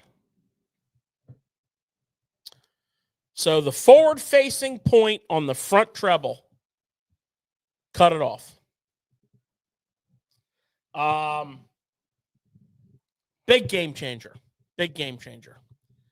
And that will maybe get you a little more comfortable fishing a blade. That's assuming you're not in a place that's like snag-free, like smooth bottoms and whatnot. There's areas that we fish that you just don't get snagged. I don't do that. So that helps with the bait, George, but there's a lot more to it. What is the thing? How do you do it? I've seen him fish a blade bait in the snaggiest water, and he fished one all day long. So first you get a nice snap. It's the craziest thing in the world. Do a lock snap. Put that on there. You always tie to a snap. And I'm just going to tell you, for my money, A blade bait is a finesse bait. It is. If you think of it that way, I definitely think you're right on that. If you fish a blade bait correctly, it's like you're fishing a finesse bait. And here's what I mean by that. And I like to fish a blade bait on a spinning rod. So it's even more like finesse. I like to fish 15. Now, say that again. I like to fish a blade bait on a spinning rod. It's even more finesse. That is a huge statement right there, because most of the guys that I know who fish them on bait casting rods. Yeah, I most of the guys that I know that have fished with me have switched over to spinning rods. So is that just for those real snaggy areas that we're talking about, or would you fish a spinning rod down in the tidal water in a marina? I do. Around 6-pounders. I do. I fish a 7-foot medium powered spinning rod with 15-pound braid, and then I adjust my leader according to where I'm at. If I'm on a smallmouth type body of water, I go to 8, especially in the winter. Now I'm talking winter. It's winter. Yeah, winter. Talking right now. winter. It's winter. I'm talking Yeah. winter. Yeah. I go to 8. I get in those largemouth areas where we do catch 6-pounders on them. I go 10. I never go above 10. So, because I'm the worst blade fisherman in the world. Agreed. Okay. So, and I don't take that. I don't take that as an insult. I Good. just know I'm It not. was meant as one. So the problem that I have, and this could resonate with a lot of people. The problem I have is when I'm fishing on a spinning rod and I pick it up and I set it down and I go to pick it up again, the bite and the snag are so close to, at least in my mind, when I do catch a fish on it, it's just all of a sudden you pick up and there's weight on there and you just keep going with it. But also a snag, as soon as you go like this, you're done. You're absolutely done. You're snagged. You're done. It's over. But how do you know the difference between those two? Is there something that tells you that, or there's a couple things you got to keep in mind. And I find that if you master the blade, you're going to become a better finesse fisherman in general, because it's kind of like frog fishing and topwater fishing. When they eat that frog, you pause. Yeah. Or else you're going to miss almost every fish that blows up on your frog. Right. When they eat that super spook, you pause. They got a whole mouthful of hard plastic and metal, right? A lot of times they're not dropping that, not because they can't. They're trying to blow it out and the hooks are sticking them. Maybe that's the case. A lot of times they're clamped down and they're swimming off. The blade bait's the same way. A lot of times you'll pick it up and you're just going to feel like a wet leaf. In that instant, you can either become snagged or catch a 5-pounder or 12-incher. A lot of times you'll just pick it up for one split second and you'll feel a head wag. And the reason I like the spinning rod is I'm usually out of position for the hook set, so I can gather up that line and just sweep it. It's just everything's exposed. These are small wired hooks. They're very, very sharp. I don't normally fish this hook that comes on it, but sometimes, they're sharp as it can be. Sometimes if I get lazy, I'll fish it out of the pack. But you put split rings on those things. Yeah, I usually cut these hooks off, put split rings on. I had a whole bunch of them in here rigged up. And what happened was somebody else took my box. And here we go. I don't know about that. I'll tell you that much right now. So I don't even know what brand this is, but you'll see it's not much to look at. But you'll see simple split rings and a treble hook. So what I noticed with George's fishing, And you don't lose as many fish like that. yeah, exactly. And I noticed when George is fishing, and he goes to pick up, and he starts to pick up, and then he picks up like this and gets the vibration, and he follows it down, and then he kind of holds it there, and then he reels down again, and he picks up a little bit, then he goes. So it's like a pause from the first little pickup to the actual jig part of blade bait fishing. They're not going to drop it. And the thing about it is when I noticed is the colder the water, the less you have to, you don't have to, No, you don't want to rip it. you just get that, and then I watch them. I watch them like an eagle watching a trout on a natural brown trout stream. Here we freaking Sitting again. in a tree. I watch it. I watch George just exactly like that, and I try to replicate it. But it's the reason he's so good at it is because it's that first 2 inches of pickup.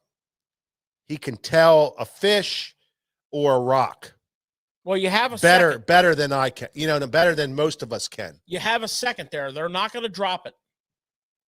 Yeah. You pick that rod up. You feel resistance. You just give it 1 second, and you'll feel. Now, if you are snagged, Yeah, exactly. If you are snagged, exactly. Here's the deal. calm down. Yeah. Okay, calm down. Because if you're in my boat and you don't calm down and you start ripping and jerking You're on done. it, get yourself another blade bait out because I ain't going in there. You're done. So You are done. come up, boomerang trick, arm load of line, rod, load it, snap it, and pop it. Almost every time that bait will pop out of there. It does. I'm telling you. But if you jerk up on it, And lock it. Now you're locking. almost never will that bait come out of there. Exactly. If you snap it 3 or 4 times and it doesn't come out, calm down, troll your boat over top of it, and what you want to do is you want to just shake your rod tip and picture this blade bait doing this, flopping back and forth on the bottom, and it just pops itself out. Many times, when we actually had to go in for it, that doesn't happen very often with him. I'm not kidding you. He fished an entire day with one blade bait on a spot. Most people do. No, most people don't. Most people do. And once they've No. once they've given it the discipline to learn it. Okay, so those people who do the discipline, most people do, but that is a very small portion of people because we're too antsy, we're too rammy. We're too rammy. As soon as and I know this because I know how to, and with a tube, and I know how with I do a Kitech like that. I can roll a Kitech on the bottom, and have this thing catch fish that is just crazy. But as soon as, I know the feel, and I'm trying to learn that feel with the blade bait. It's just that feel. So I guess I'm going into this really big time and kind of stretching this all out because this is what you got to do to become a really good blade bait guy. Yes, there's easier place to fish a blade bait. Yes, there's easier, rock as opposed to sand, as opposed to, boulders, St. Lawrence, where you got a lot more gravel bars and a lot more sand bars and stuff like that, sandy bottoms. Yeah, that's different. But when you're in these snaggy spots and that feel, that little twist, that little 2 inches on the bottom is where you really got to figure if is it a fish or not. Because as soon as you go like this, you're done. You might as well break it off and go home. So the important part is when you cast that bait out, you're going to follow it to the bottom, semi-slack line, and watch your line. Watch that line sinking. Follow it down. Don't tight line it. Be semi-tight, semi-loose. Follow it down. Follow it down. A lot of times you'll either feel it or you'll see it. Sweep. You don't have to set the hook like it's a shaky head worm. Yeah, good Just components sweep. on there. Just sweep the rod and reel like hell. Now, if it hits the bottom, then What's up, Raph Outdoors? get your rod here and just pick it up. You don't want to rip it. You just want to pick it up, and you just want that. You can really distinctly feel that bait doing this. not a rip, not like real lazy, but in between. Follow it back down. Follow it back down. So you're right here. You're like nine-ish to like 11-ish right here. And that spinning rod really helps. Okay? That spinning rod really helps. You know, I fish mostly reels that pick up like, you know, that high 30-inch per crank. So I could gobble up some line real quick and just kind of swing back up in there. What about color, George? Well, color is probably the least important factor, but some days it's the most important factor. The biggest sack of fish I ever saw caught on a blade bait was almost 27 pounds. And it was in a Winter League tournament I was in. And it was on a gold blade. Now, the water was dirty. The water was dirty. I left the area because the water was dirty. You need to fish the gold blade on cloudy days. You need to fish the gold blade when it's dirty or dingy. Okay? Don't rule out the gold. Don't rule out the gold. And there's lots of golds. Gold blackback, gold hologram. You know, here's a gold hologram.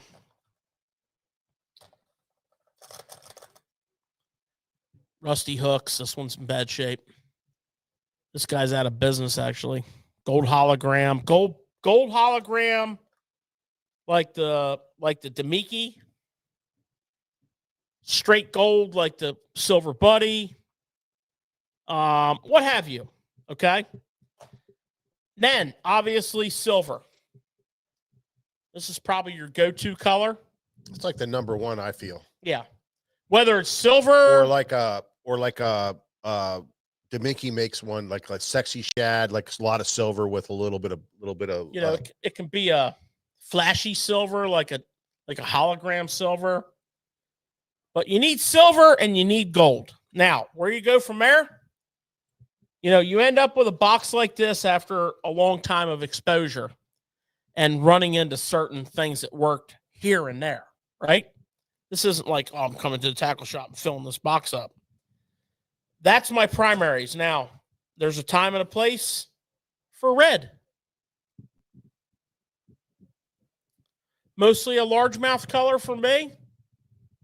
But nonetheless, if you come across it, then it's going to find a place in your stash, and so on and so forth. But keep the colors, you know, kind of like basic for you. Gold and silver. Yeah, for you Susquehanna River Smalley junkies, they make a color called bluegill in the Demiki. It's got bars on it. That is a killer smallmouth bait in river systems. Absolute killer. I don't know what it is about Demiki, but those Deminkis are really. I'll go gold and silver. I mean, honestly, the Silver Buddy's been like the staple for years and years, but the Demiki, that vault blade is a legit deal, and I'm telling you, it's I haven't found a bad one yet. Those guys are really smashing them on those. You know, the Demiki vault, the Silver Buddy, the Vibe. The Vibe, yeah. I haven't found a bad one yet. The Mega Bass. I mean, there's your gold. I just haven't found a bad one The yet. nice thing about all these other blade baits, George, is, you know, Silver Buddy's silver and gold. That's what the staple was for years and years. What's nice about it now is all these companies are coming out with a lot of different colors, a lot of really cool colors, a lot of different stuff that you can throw color-wise, but also materials. So they're changing the materials to get different sounds, and so now you have all these options that you can throw at the fish too, just like you do in plastics, like we talked earlier with the Rage as opposed to the Subtle, Nick. You know, you got the same thing in blade baits now. You got all these, you got lots of choices and lots of opportunities to try different stuff. I'll take a Silver Buddy. And speaking about choices, guys, like, you know, 1/2 ounce, 3/8. When are you throwing quarter ounce? When are you throwing these different sizes? Well, for example, here's a profile difference. So here's your silver buddy in quarter and in half. Okay. And that's, by the way, a fantastic question. Here's your Demiki Vault, which is a fantastic blade. Straight up fish catching blade in quarter and in half. Huge profile differences. Now there's been a lot of times, and I'll use two different examples. There's been a lot of times when I've been on the Susquehanna River in the dead of winter, 34, 35 degree water, and I've seen crystal clear water. I've seen balls of little minnows, and it's sunny out. I'm downsizing. I'm going to a quarter ounce right off the get-go. I don't care how deep it is. It'll get there. And conversely, there's been many days when I've been in like my favorite place to fish in the winter for big largemouth is the upper Chesapeake Bay. I love it. Those marinas and those bulkheads and those cuts and those ledges, those drop-off channel edges, they're loaded with gizzard shad. And they're like that big. I'm a half ounce all day long. I mean, I just want that bigger size. I want that bigger view. And just get over that. The big thing for me is that I could pass on to anybody, quarter and half, silver and gold.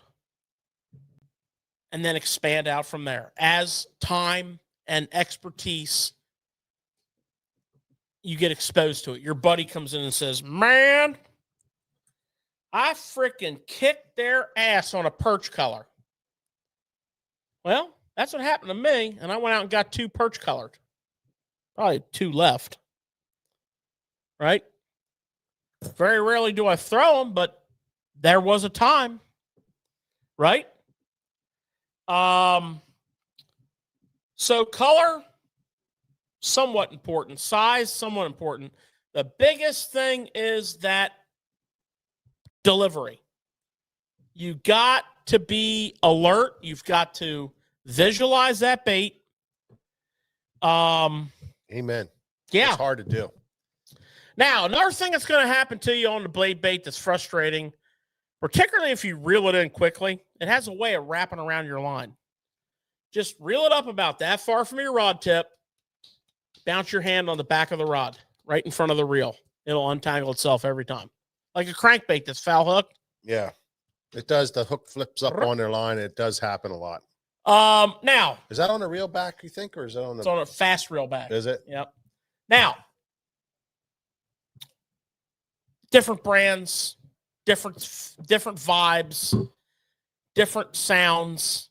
Yes, that's all comes into play. Don't put a lot of I only have, Demikis and I only have silver buddies. Great. Throw them. You're going to catch fish. Yeah. But I've literally been outfished by people fishing the Jackal blade with the circuit board body. I don't know. Was it that, or were they just better than me? I don't know. In other words, my point is, buy whatever you're comfortable with. Most of the time, you're going to have your presentation will trump the other factors most of the time. Yeah. There will be that day where your buddy pounds you on a perch color, right? And you did everything right. And he gave you a perch color and you started catching them. Okay, you're going to go add that to your box. Yeah. So on and so forth. Same thing with chartreuse, right?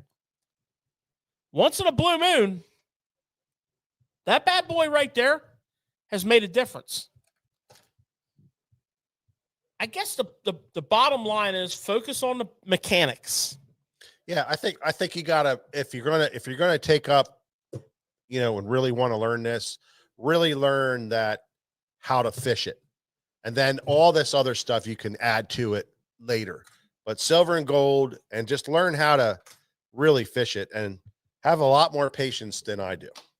Focus on the mechanics, because that's what it takes. A lot of patience. Don't forget, A lot That of that. little trick was snipping that hook off. Yeah, that's a big deal. If you're in a snaggy environment, Yeah. don't forget that. Yeah, you need to be able to do that. Don't worry, you're gonna get stuck. Other than that, You're gonna catch them. it's not a hard bait to fish at all.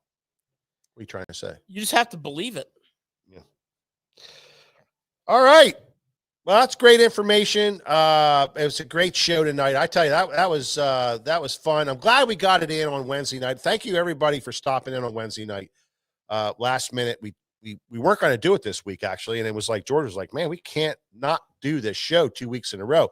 People are going to go ape shit," and he was right. So we did what we had to do. And Nick, thanks, buddy, for coming down. Yep. Last minute, kind of dropped it on Nick, and cameraman Nick's been came down here and made it happen. And you guys, thank you so much for stopping in. Don't forget, like and share our on Facebook and YouTube. That really means a lot to us too, because we're trying to make it happen. We're trying to do the right thing here. We're trying to have a good time with everybody, and that's important. SummerSlam, we have a date. We have a date for SummerSlam. Miles, a couple people have been asking me here lately because they're trying to get vacation times in. May the 17th, which is a Sunday. May the 17th is, I think that's right, George. For some reason, No, it's definitely right. I'm thinking. You can check it though. I'm gonna double check that date real quick here. It's May the 17th. Hang on here. May the 17th is a Saturday, George. Is it? Yes, it is. It's May the 18th. I knew that. We're gonna go in 2026 this year. Oh, yeah, 2026. May the 17th. That's right. May the 17th. Oh my God. I knew it was weird. I thought I saw something earlier today. May the 17th is SummerSlam. So if anybody needs to get their vacation that's the weekend you want to take off. We're excited about it. We got it all worked out. You're fired up for that.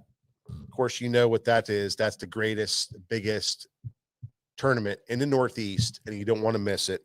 So you got to make sure you get your vacation in for that. So that's a big deal. But anyway, thank you. We'll be back next week, Thursday night. We'll be back for another great show, and we'll catch you at the next Tackle Shop Live. I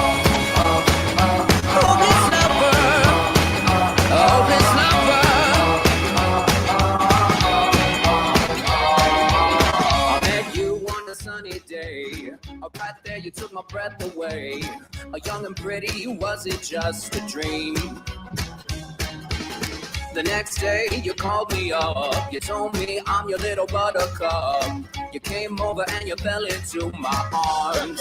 Hey, Chuck Rife, how are you, buddy? Well, I know what I feel. Good to see you, man. Please tell me your love is real. Great crew. You make me smile when I think of you. If I am down or when I am blue, I can't get enough. Yeah.